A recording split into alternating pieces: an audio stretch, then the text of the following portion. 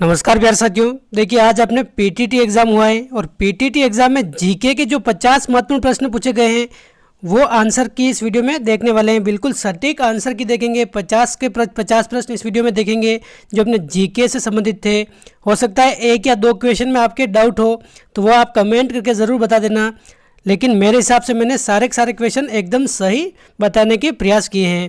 तो देखिए अगर पहले प्रश्न की बात करें, क्या कह रहा है पहला प्रश्न अपने ये पूछा गया था, अपने निम्नलिखित में से कौन सा सिंधु घाटी सभ्यता की सबसे महत्वपूर्ण विशेषता प्रस्तुत करता है? क्या हो जाएगा इसका आंसर? तो देखिए ये प्रश्न पूछा गया था आज, सिंधु घाटी सभ्यता की सबसे महत्वपूर्ण अगर विशेषता पूछी जाए तो देखिए यहाँ पर ये ईंटों की इमारतें थी, जली हुई ईंटों की इमारतें।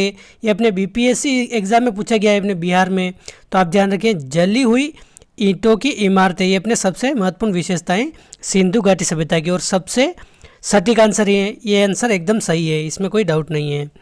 अगला प्रश्न है, ब्राह्मण ग्रंथ वे पुस्तकें हैं जिनका संबंध किससे है? तो देखिए ब्राह्मण ग्रंथ अगर पूछा जाए तो ये इनका संबंध किससे है? अपने कर्म कांड से है। किससे? अपने कर्म कांड से। तो ऑप्शन बी हो जाएगा इसका करेक्ट आंसर। देखिए थोड़ी सी ये पीडीएफ क्लियर से खुल नहीं रही है, हो सकता है आपको सही नहीं दिख रहा हो, तो आप इनको थोड़ा वीडियो की क्वालिटी बढ़ाकर देख सकते हैं। तो देखिए कर्म कांड हो जाएगा इसका करेक्ट आंसर। अजंता के चित्र किसकी कहानियों को चित्रित करते हैं? क्या हो जाएगा इसका आंसर? अजंता के चित्र रामायण महाभारत जातक या पंचतंत्र? तो ये अपना जातक हो जाएगा एकदम correct answer, option C. Option C एकदम सही आंसर है। और देखिए आप कमेंट करके ज़रूर बताना कि इस आंसर के हिसाब से आपके जीके में कितने क्वेश्चन सही हैं 50 में से, आप कमेंट करके ज़रूर बताना। तो देखिए इसका जातक एकदम सही आंसर है।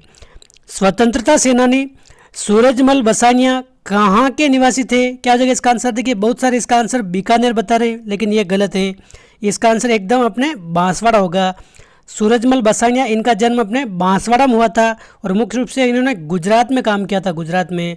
तो आप ध्यान रखें ऑप्शन बी इसका करेक्ट आंसर है। अगला प्रश्न है, इलाहाबाद का अशोक स्तंभ किसके शासन काल के बारे में जानकारी प्रदान करता है? तो देखिए इलाहाबाद का जो अशोक स्तंभ है ये अपने समुद्रगुप्त इसकी प्रशस्ति है मुख्य रूप से। तो ऑप्शन सी हो जाएगा इसका करेक्ट आंसर। समुद्रगुप्त के बारे में अपने जानकारी प्रदान करता है, ऑप्शन सी करेक्ट आंसर है। अगला प्रश्न है, दक्षिण भारत के मंदिरों में पाए जाने वाले शक्तिशाली प्रवेश द्वार क्या कहलाते हैं? तो देखिए दक्षिण भारत के जो मंदिर हैं उनमें जो शक्तिशाली प्रवेश द्वार हैं, ये प्रश्न पूछा गया था, किस नाम से जाने जाते हैं? ये इनको गोपुरम कहते हैं। क्या कहते हैं? अपने गोपुरम। ये एकदम करेक्ट आंसर है, बिल्कुल सटीक आंसर है। अगला प्रश्न है, निम्नलिखित में से किस शासक को अभिनव भट्टाचार्य के नाम से जाना जाता है? देखिए काफ़ी बार हमने ये भी देखा था, अभिनव भट्टाचार्य ये अपने किसे कहते हैं? हिंदू सुल्तान अभिनव भट्टाचार्य अपने राणा कुंभा को कहा जाता है। अगला प्रश्न है, क्वेश्चन 108, 1940 के अगस्त प्रस्ताव ने किसकी गारंटी देकर कांग्रेस से समझौता करने की कोशिश की? तो क्या हो जाएगा इसका आंसर? एक नया संविधान बनाने के लिए एक प्रतिनिधि भारतीय निकाय की स्थापना, ऑप्शन ए इसका करेक्ट आंसर हो जाएगा। भारत की सबसे उत्तरी सीमा क्या है? क्या हो जाएगा इसका आंसर? तो देखिए भारत की सबसे उत्तरी सीमा अपने 37 डिग्री 6 मिनट उत्तरी अक्षांश, ऑप्शन सी करेक्ट आंसर है। ये काफ़ी बार एग्जाम में पूछा गया है। अगला प्रश्न है, 10,000 फीट से ऊपर विश्व की सबसे लंबी राजमार्ग सुरंग किस राष्ट्रीय राजमार्ग पर स्थित है? तो देखिए इसको अटल सुरंग के नाम से जाना जाता है, अटल सुरंग। तो ये अपने राष्ट्रीय राजमार्ग 3 पर स्थित है, ऑप्शन ए इसका करेक्ट आंसर है। ये लेह से मनाली को जोड़ती हैं। अगला प्रश्न है, देखिए ये भी काफ़ी बार एग्जाम में पूछा गया है, अरब सागर में स्थित द्वीपों की सबसे महत्वपूर्ण विशेषता क्या है? तो देखिए अरब सागर के जो द्वीप हैं इसकी सबसे महत्वपूर्ण विशेषता क्या है? अपने ये सभी प्रवाल मूल के हैं। काफ़ी महत्वपूर्ण प्रश्न है और कई बार एग्जाम में आता रहता है ये। अगला प्रश्न है, उत्तर पश्चिम में अंतर उष्ण कटिबंधीय अभिसरण क्षेत्र के मध्य में शुष्क और गर्म हवाओं को किस रूप में जाना जाता है? तो देखिए इसको लू कहते हैं, ऑप्शन 1 करेक्ट आंसर है। भारत का विश्व का सबसे बड़ा उत्पादक है, किसका उत्पादक है सबसे बड़ा? तो देखिए मूंगफली, गेहूं और चावल, इसका तो विश्व का सबसे बड़ा उत्पादक देश कौन सा है? ये चीन है, चीन। लेकिन अगर पूछ ले दलहन में, जैसे चना हो गया, अन्य दालें हो गई, तो दालों का विश्व का सबसे बड़ा उत्पादक देश कौन सा है? अपने भारत है, ऑप्शन डी। अगला प्रश्न है, तुमलापले जहाँ यूरेनियम के विशाल भंडार पाए जाते हैं निम्नलिखित में से किस राज्य में स्थित हैं? तो देखिए तुमलापल्ले अपने किस राज्य में है? क्या हो जाएगा इसका आंसर?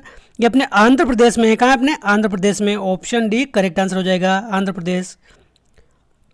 अगला प्रश्न है, FSI 2021 के अनुसार निम्नलिखित में से किस राज्य में क्षेत्रफल के हिसाब से देश का सबसे बड़ा वन क्षेत्र है? तो देखिए क्षेत्रफल के हिसाब से अगर देखें तो सबसे बड़ा वन क्षेत्र अपने मध्य प्रदेश में, ऑप्शन 1। MP में सबसे बड़ा वन क्षेत्र है भारत में अगर देखें तो। अगला प्रश्न है, अहोम जनजातियाँ कहाँ से प्रवासित हुई? तो देखिए अहोम जनजाति मुख्य रूप से अगर पूछ ले तो ये तो अपने असम की निवासी है, असम की, लेकिन मूल रूप से ये कहाँ से प्रवासित हुई? तो देखिए वर्मा से आई थी ये, वर्मा, और वर्मा को म्यांमार के नाम से जानते हैं। तो ऑप्शन सी हो जाएगा इसका करेक्ट आंसर, ऑप्शन सी सही आंसर है। निम्नलिखित में से कौन पहली भारतीय महिला थी जो अंतरिक्ष में गई थी? तो देखिए सबसे पहले अंतरिक्ष में जाने वाली कौन है? अपने Kalpana Chawla, option D correct answer हो जाएगा, कल्पना चावला। देखिए किसी क्वेश्चन में डाउट है तो आप कमेंट करके ज़रूर बताइए। निम्नलिखित में से कौन कभी कार्यवाहक राष्ट्रपति नहीं बना था? तो क्या हो जाएगा इसका आंसर? तो देखिए वीवी गिरी, जाकिर हुसैन, BD जत्ती और हिदायतुल्लाह। क्या हो जाएगा इसका आंसर? तो देखिए जाकिर हुसैन ये पहले मुस्लिम राष्ट्रपति थे जिनकी पद पर रहते हुए मृत्यु हुई थी। तो देखिए ये कभी भी कार्यवाहक राष्ट्रपति नहीं बने थे। बाकी देखिए वीवी गिरी, BD जत्ती ये सभी बने थे। तो ऑप्शन बी हो जाएगा करेक्ट आंसर, ऑप्शन बी इसका सही आंसर है। अगला प्रश्न, निम्नलिखित में से किस महिला को स्वतंत्रता आंदोलन की ग्रेट ओल्ड लेडी के नाम से जाना जाता है? तो देखिए कई सारे इसका आंसर एनी बेसेंट बता रहे हैं जो गलत है। ग्रेट ओल्ड लेडी अपने स्वतंत्रता आंदोलन की अरुणा आसफ अली को जाना जाता है। ये दिल्ली की पहली मेयर भी रही थी, 1958 में दिल्ली की पहली मेयर बनी थी। तो अरुणा आसफ अली इसका एकदम करेक्ट आंसर हो जाएगा। अगला प्रश्न है, भारत का बर्डमैन किसे कहा जाता है? तो देखिए डॉक्टर सलीम अली को भारत का बर्डमैन के नाम से भी जाना जाता है, ऑप्शन ए इसका करेक्ट आंसर हो जाएगा। अगला प्रश्न है, अमजद अली खान निम्नलिखित में से किस वाद्य यंत्र से संबंधित हैं? तो अमजद अली खान की अगर बात करें तो ये सरोद वाद्य यंत्र हो जाएगा करेक्ट आंसर, ऑप्शन द या ऑप्शन डी इसका करेक्ट आंसर है। यामिनी कृष्णा मूर्ति निपुण प्रतिपादक है किसकी? तो देखिए यामिनी कृष्णा मूर्ति एक तो अपने कुचिपुड़ी और एक अपने भरतनाट्यम, ये इनसे संबंधित हैं। तो यहाँ पर भरतनाट्यम दे रखा है तो ये हो जाएगा करेक्ट आंसर, ऑप्शन बी एकदम से सही आंसर है, बिल्कुल भी डाउट नहीं इसमें। लोकप्रिय रूप से फ्लाइंग सिख किसको कहा जाता है? तो देखिए फ्लाइंग सिख के नाम से किसे जाना जाता है? अपने मिल्खा सिंह ये अपने फ्लाइंग सिख के नाम से जाने जाते हैं। तो ऑप्शन डी करेक्ट आंसर हो जाएगा। नोबेल पुरस्कार जीतने वाले पहले भारतीय वैज्ञानिक कौन थे? तो देखिए सबसे पहले नोबेल पुरस्कार किसने जीता था अपने भारत में? ऐसे कौन से वैज्ञानिक हैं वैज्ञानिक के रूप में? तो CV रमन हो जाएगा इसका करेक्ट आंसर, CV रमन। और इन रमन इफेक्ट की खोज के उपलक्ष्य में अपने 28 फरवरी को विज्ञान दिवस भी मनाया जाता है। तो आप जान रहे कि CV रमन हो जाएगा एकदम करेक्ट आंसर। भारत का शेक्सपियर किसे कहा जाता है?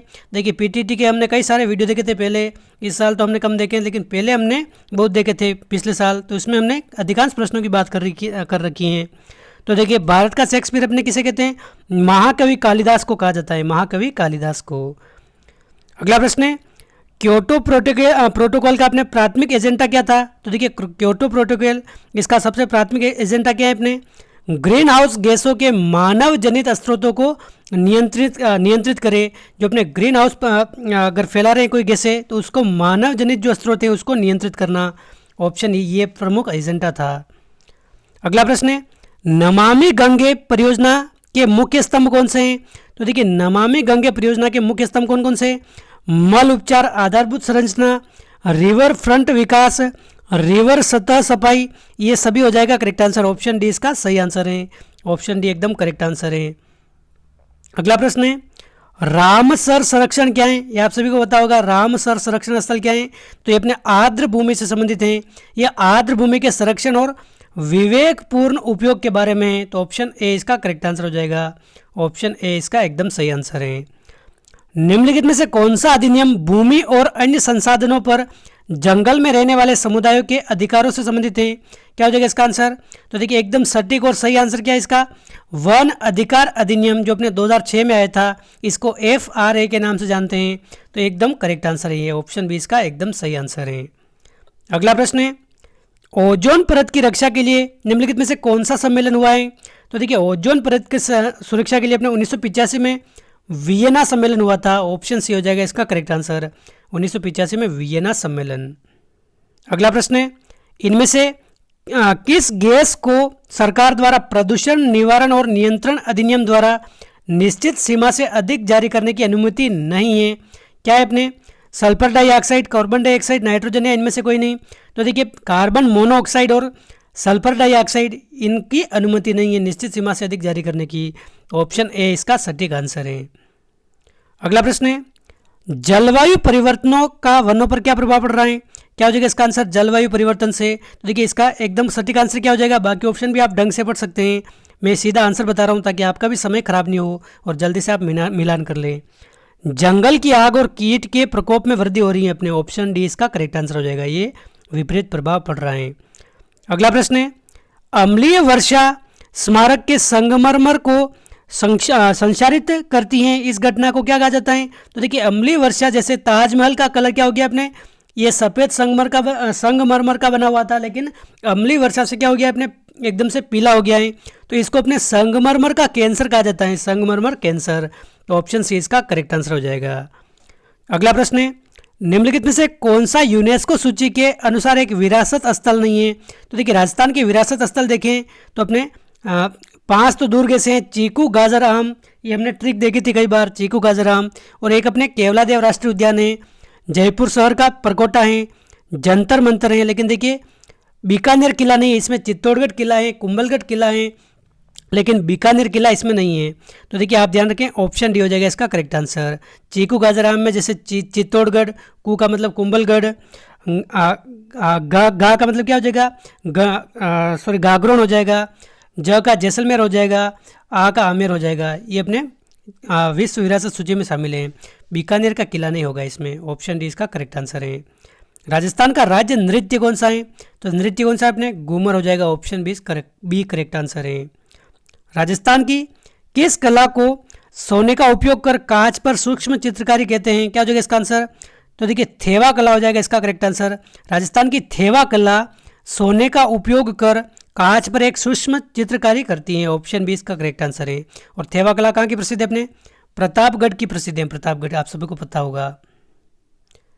अगला प्रश्न है क्वेश्चन 137, निम्नलिखित में से कौन सी नदी बंगाल की खाड़ी में गिरती है? तो देखिए बंगाल की खाड़ी में गिरने वाली नदी कौन सी है अपने, गग्गर। देखिए गग्गर तो अपने आंतरिक प्रवाह की नदी है, लूनी अपने अरब सागर में गिरती हैं, माही भी अरब सागर में गिरती हैं, तो चंबल नदी है अपने बंगाल की खाड़ी में गिरती हैं, ऑप्शन डी करेक्ट आंसर हो जाएगा।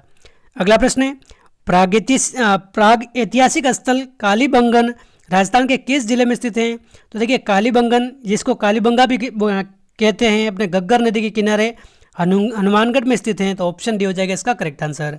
कालीबंगा का आपने जो अपने शाब्दिक अर्थ अगर देखें तो क्या है इसका शाब्दिक अर्थ, काली चूड़िया इसका शाब्दिक अर्थ है। क्या है इसका शाब्दिक अर्थ, काली चूड़िया इसका शाब्दिक अर्थ है।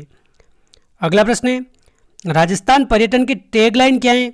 तो देखिए टैगलाइन क्या है अपने राजस्थान पर्यटन की, तो क्या हो जाएगा इसके चारों ऑप्शन आप पढ़ सकते हैं। The incredible state of India, the incredible state of India अपने राजस्थान की पर्यटन की टैगलाइन है, तो ऑप्शन सी हो जाएगा इसका करेक्ट आंसर।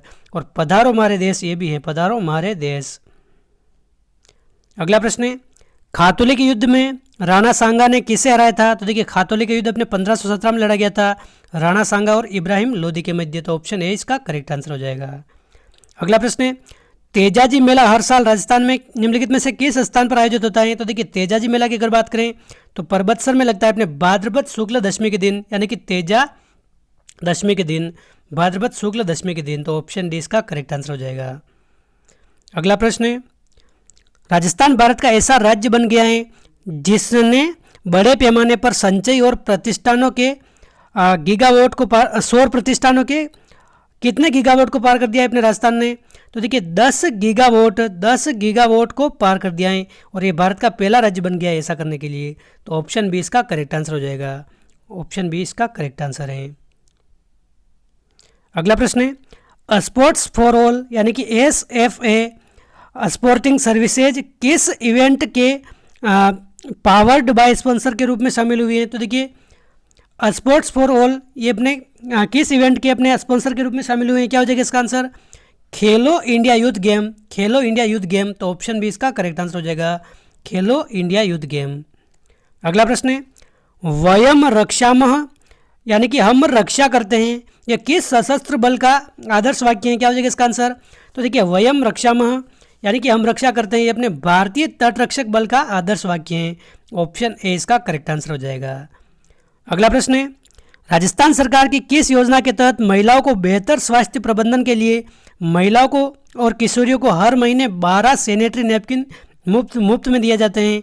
तो देखिए अपने उड़ान योजना है, ये उड़ान योजना, इसके तहत अपने महिला और किशोरियों को हर महीने 12 सैनिटरी नैपकिन दिए जाते हैं। तो ऑप्शन ए इसका करेक्ट आंसर हो जाएगा।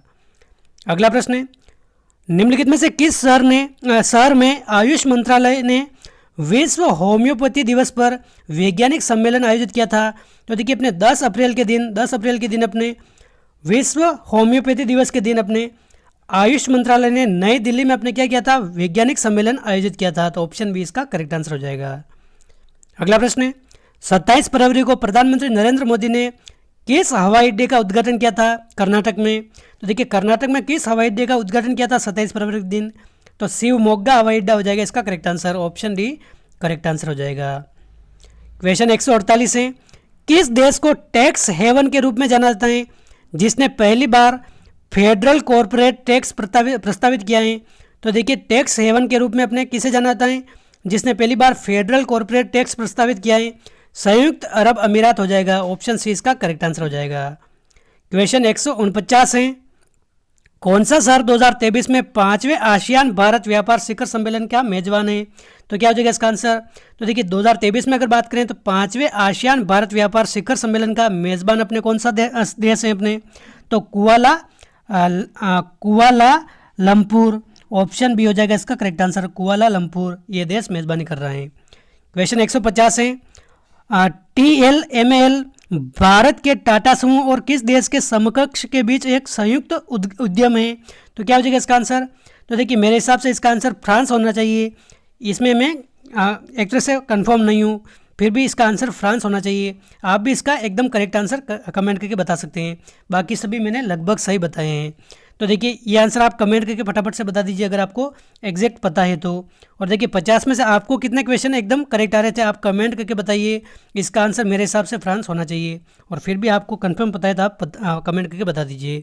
तो देखिए 50 में से आपको कितने क्वेश्चन एकदम करेक्ट आ रहे थे? आज का पेपर आपको एक तरह से कैसा लगा, कितना आपका स्कोर हो रहा है, आप कमेंट करके ज़रूर बताइए, तो हम सटीक मेरिट का अनुमान लगा सकते हैं। तो देखिए इस वीडियो में बस इतना ही। आगे हम हिंदी, रीजनिंग, शिक्षण अभिरुचि इनकी भी आंसर की देखने वाले हैं। तो देखिए अपना आप स्कोर ज़रूर कमेंट करके बताइए। तो देखिए इस वीडियो में बस इतना ही। मिलते हैं अगली वीडियो में। जय हिंद, जय भारत।